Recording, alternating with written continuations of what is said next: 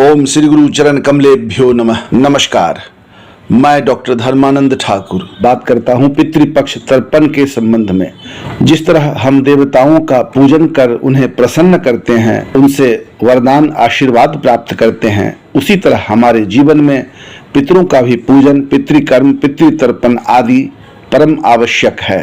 तभी हम लोग जीवन में सर्वांगीण विकास कर सकते हैं। हम अपने जीवन में जो भी उन्नति विकास करते हैं, धन, वैभव, सुख, भोग, ऐश्वर्य, आनंद और शांति को प्राप्त करते हैं, वंशोन्नति की वृद्धि होती है, उसके लिए हम सबको देवताओं के तरह पितर से भी आशीर्वाद की आवश्यकता है।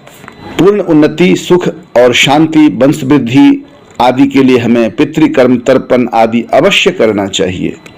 हम लोगों को माता, पिता, गुरु, कुल देवता, इष्ट देवता, ग्राम देवता के साथ साथ सदैव ही पितृकर्म, तर्पण आदि अवश्य करना चाहिए।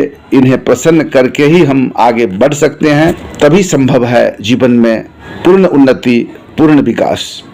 जहाँ पितरों का वास है उस जगह पर जल का अभाव है, और हम पितर पक्ष में जो भी जल तर्पण के द्वारा अर्पण करते हैं अपने पितरों को, उसी जल से हमारे पितर तृप्त होकर हम सबको पूरे वर्ष आशीर्वाद देते हैं और हमारे उन्नति विकास के प्रति सदैव उनका आशीर्वाद सहायक होता है। हम पूरे वर्ष उनके आशीर्वाद से सुरक्षित रहते हैं। बहुत सारे ऐसी आत्माएं हैं जो भूख प्यास से तड़पते रहते हैं और उनको जल देने वाला कोई भी नहीं होता है। ऐसी जो भी आत्माएं हैं उन सबको भी तृप्त कर सकें, उस दिशा में हमारा कर्तव्य है। सभी संतुष्ट हो, यही सोच, यही कर्म करना मानव धर्म है। हम मानव जल तर्पण के महान कर्मों के द्वारा अपने कर्तव्य का पालन करते हैं।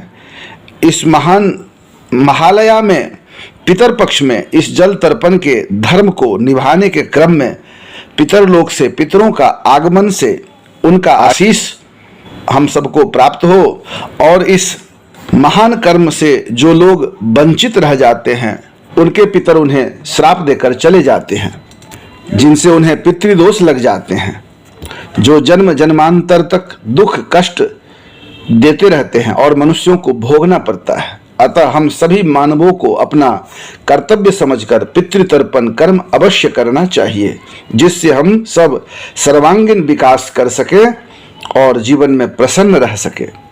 शास्त्रों में लिखा है, अतीत कुल कोटि नाम सप्त द्वीप निवासी नाम तेषा माप्याय नायत दीयते सलिलम मया।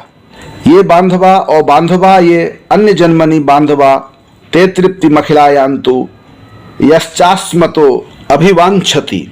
विष्णु पुराण तृतीयांश अध्याय 11 में वर्णित है, जो हमारे इस जन्म में मित्र हैं या जो हमारे अन्य जन्म में मित्र हैं, जो हमारे वर्तमान में संबंधी हैं या पूर्व जन्म में जो हमारे संबंधी रह चुके हैं, जो हमारे लिए अच्छा किए हैं या जो हमारे लिए बुरा भी किए हैं, सप्त द्वीप पर जिनका भी निवास है, इस भुवन पर पृथ्वी पर जिनका भी निवास है, उन सभी आत्माओं को हमारे जल तर्पण से तृप्ति की प्राप्ति हो, उसे ही तर्पण कहा गया है।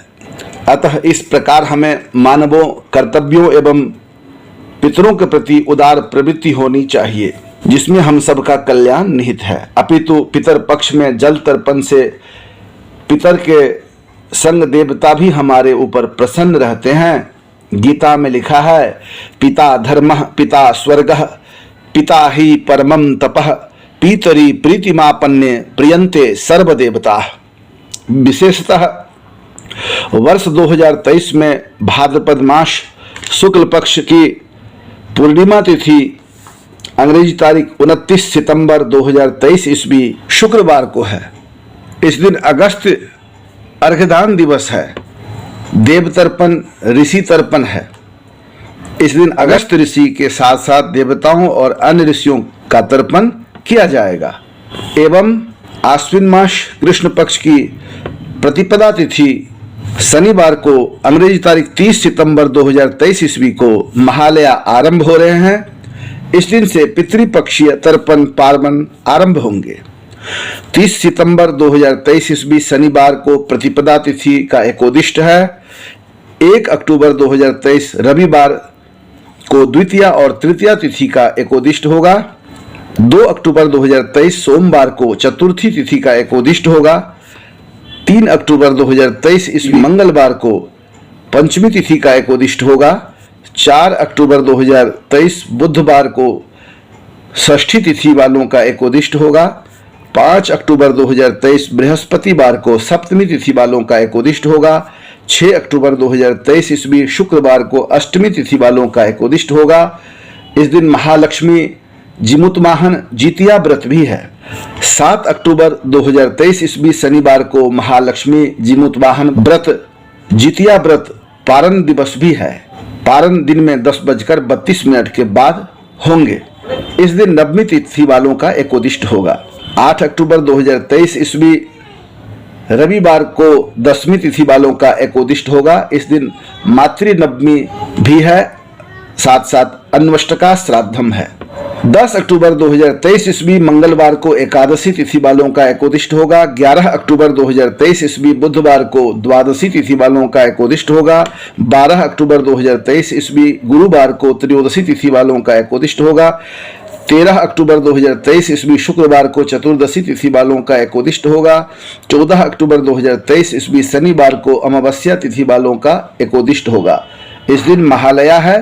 पितृपक्षीय तर्पण का अंतिम दिवस होगा, समाप्ति दिवस होगा। इस दिन शनिश्चरी अमावस्या है। स्नान दान आदि पवित्र कर्म करना विशेष पुण्यकारी होगा। तर्पण के अधिकारी जो लोग हैं उन्हें तर्पण अवश्य करना चाहिए। प्रसन्नता के साथ शुद्ध मंत्रोच्चारण के द्वारा कोशिश करें तर्पण करने का। पहले ब्रह्मा, फिर विष्णु, फिर महेश, फिर प्रजापति, फिर इंद्रादि देवताओं का तर्पण के साथ साथ अगस्त ऋषि का तर्पण, सप्त ऋषि का तर्पण, मरीचि, अत्रि, अंगिरस, पुलस्त, पुलहस्त, क्रतु, वशिष्ठ, प्रचेता, भृगु और नारद आदि ऋषियों का तर्पण करना चाहिए। फिर पितृतर्पण करना चाहिए। आज आप सबों के बीच में पितृतर्पण के विषय में जानकारी प्रस्तुत किया हूं। आप लोगों को यह वीडियो अच्छा लगे तो अपने मित्रों में, शुभचिंतकों में भी इसे प्रसिद्ध करें ताकि अन्य लोगों को भी जानकारी प्राप्त हो। फिर किसी न किसी विषय को लेकर आप लोगों के सामने उपस्थित होऊंगा। ये वीडियो आप लोगों को अच्छा लगे तो इसको लाइक करें, कमेंट करें, शेयर करें, सब्सक्राइब करें। आप लोगों ने समय दिया, बहुत बहुत धन्यवाद। नमस्कार।